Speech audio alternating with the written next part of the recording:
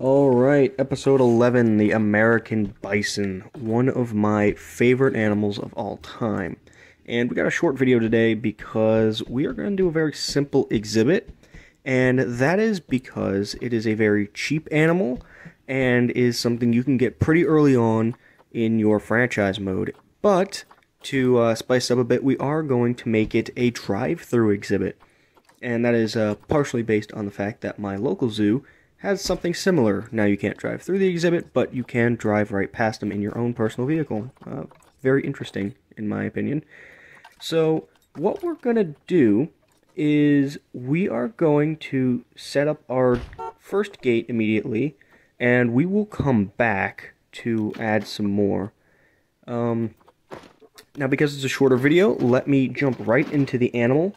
And today we're talking about bison. That is the scientific name for it. So it just goes to show the American bison, as per expectation, is the best bison, the real bison. Nothing compares. Eat it, Europe.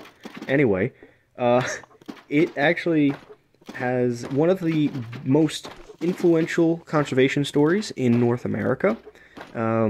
Usually it's compared mostly to the United States. However, the historic range of the American bison, as far south as Coahuila, Mexico, as far west as California, as north as Alaska, and as east as the border of Pennsylvania and New Jersey. So they are all throughout North America, and they used to be one of the most abundant animals on the continent. Now, unfortunately, due to the mass poaching and, quite honestly, what can only be described as a genocide against the animal in the 1800s, pretty much left them almost extinct. Essentially, they went from 60 million-ish in the late 1800s all the way down to 541 total. Now, before we get more into the animal, right now what I'm doing is I'm adding a few hills, because the Great Plains isn't completely flat. They've got some hills, and it will also give them a little bit of a hiding spot for the track, and it would also pretty much make it so that you're not just looking left and right down a straight corridor as it is. So it'll be a bit better when it comes to aesthetics and appeal for anyone who were to actually take a ride. Now, one of the big names in the conservation of the American bison is Theodore Roosevelt. Even though he had killed many on his own, he did have a great fascination for the animal and wanted to make sure that it stayed around for a very long time. On top of that, there's actually a local hero of my area, which I'm going to tell you guys about, and his name is General Harry C. Trexler. And he was a part of the Pennsylvania National Guard, and he started an animal preserve for white-tailed deer, elk, and bison in what is today Lehigh County, Pennsylvania, in 1910. Now, he started off with 8 bison, and by 1935, he would have 90 bison. And it is actually still operational to this day, and that's actually what I talked about earlier. That little area that you could drive by is the continuing animal conservation center. You can pass both the elk and the bison. Now, and the reason that there isn't one for the white-tailed deer is because they're everywhere. We were too successful, and now we can't get rid of them. And pretty much they have become the leading cause of death in the state, at least when it comes to animals. So, let me jump back to the exhibit. We are making a nice little shed for them to live under. I am going to actually have a little trick here, and I'm going to turn the fence into the far-facing wall so that we can kind of make it look flush and make it look like it fits. But it is important to note that because of the simplistic nature of the American bison, you don't really need to have some fancy cave system or anything like that to make it look like it belongs. Seems how the American bison is somewhat domesticated. Not quite like cattle, but they do have farms that grow and sell them for their meat. That is actually another use that the Trexler Nature Preserve does have for the buffalo, so that they don't get out of hand as well. Now, there's two types of American bison, the plains bison and the woodland bison. And the plains bison is the one that pretty much everyone knows about, and is most likely the one that is brought up in the game. One of the reasons being that the plains bison is significantly smaller. And if you know anything about the memes of the community, that they made the American bison far too small in this game. In reality, they range anywhere from 701 to 2,600 pounds on average. The heavier being males or bulls, and cows being the smaller end. And I think they just expected all of them to be around the 700-pound range. Now, the largest, however, is 2,800 pounds. So it goes to show that even on the larger end, they don't really exceed that 2,600 pound range, only slightly, at least percentile-wise. Now, what I'm doing is I'm actually making a part of the exhibit that is more forested, so almost making it like where the plains meet the forest. And that is because I didn't want it to be too open and dry, so we are going to add some brush as well and try to keep it open because that's the way the bison like it, but we do want it to look a little bit more aesthetically pleasing. Now, one of the big reasons that I didn't do much to make this quite as visually interesting as, say, some of the other animals is because this is supposed to be something simple you could make in franchise mode for relatively cheap, and I wanted to keep that in mind and still make it look good. Of course, adding things along the outside of the exhibit is certainly a way to make it look better and still keep it simple.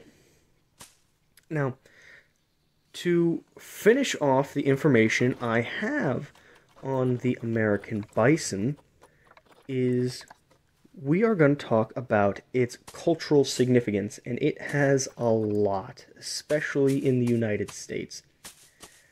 Now, it is the national mammal of the United States, while our national animal is the bald eagle. Right up there alongside it is going to be the American bison. It is also the official animal of Manitoba in Canada and in the state of Wyoming, which makes sense, seeing how that is one of their larger natural ranges in the current day. There are a few other ones that are scattered throughout the general Rocky Mountain region, including up in Alaska, Canada, and the United States. Now, the more famous form of cultural influence is definitely with the Native Americans.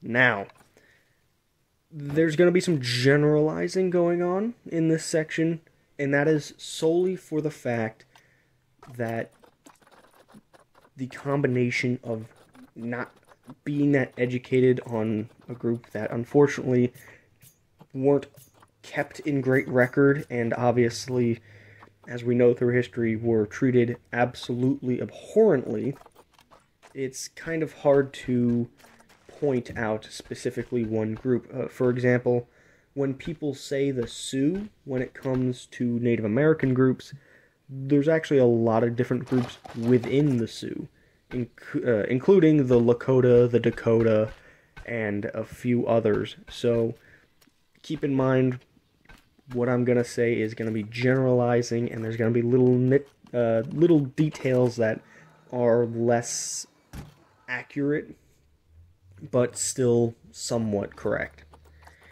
So pretty much all of the Great Plains natives did in some way have the American bison as a sacred animal, and that is because of how important and abundant they were to their way of life.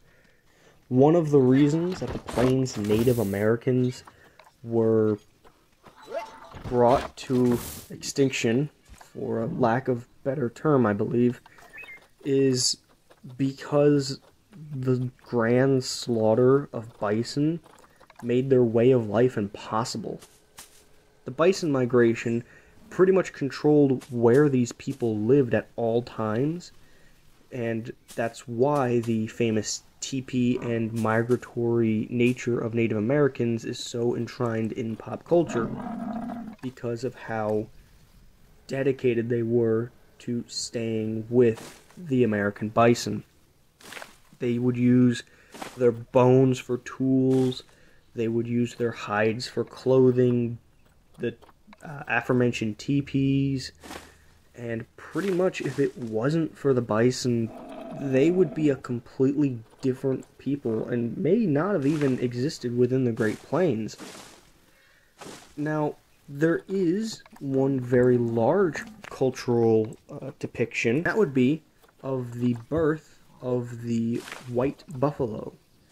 In many Sioux cultures, specifically the Lakota in this instance, the birth of a white buffalo was seen as the return of the white buffalo calf woman. And this woman was seen like an oracle. If we were to compare it to European trends, sort of like the Oracle of Delphi, being able to tell when things were going to happen, change, and important spiritual guidance. Now, a lot of sports teams and universities and even certain government agencies use the buffalo as a symbol. And some of those teams are from Buffalo, New York, is because the reason it's named Buffalo is kind of a long story, which I'll get to once we discuss what's happening here. So, if you take a look as I'm testing the driving area, if you see that as I go through, those hills do give some decent cover, and it really helps in making it more engaging. And because of that, we are just about done here. Now, the little story about Buffalo, New York. One of the larger cities in New York, New York State, right near the Canadian border. It was named after the Buffalo River, which was named after the Buffalo Creek, which was named by Moravian explorers who found, allegedly, an abundance of buffalo by that creek. So, a lot of influence is in the United States, specifically about the buffalo. And as much as I would love to go further into this, most of their fame comes not only from their beautiful appearance and massive, massive herds that would swarm in the millions back in the day, but the conservation effort that was put in place. And luckily, we still have these animals to this day because of people like Theodore Roosevelt and General Trexler. So, like I said, quick video, nice little driving area, and again, I specifically wanted to make this one so it was cheap and easy to make for franchise mode. So if you enjoyed the video, please leave a thumbs up, comment if there's anything I got wrong or something you would like to see in some of the future episodes, and as per usual, enjoy your day, go outside, and just have a wonderful time. Alright, thank you, goodbye.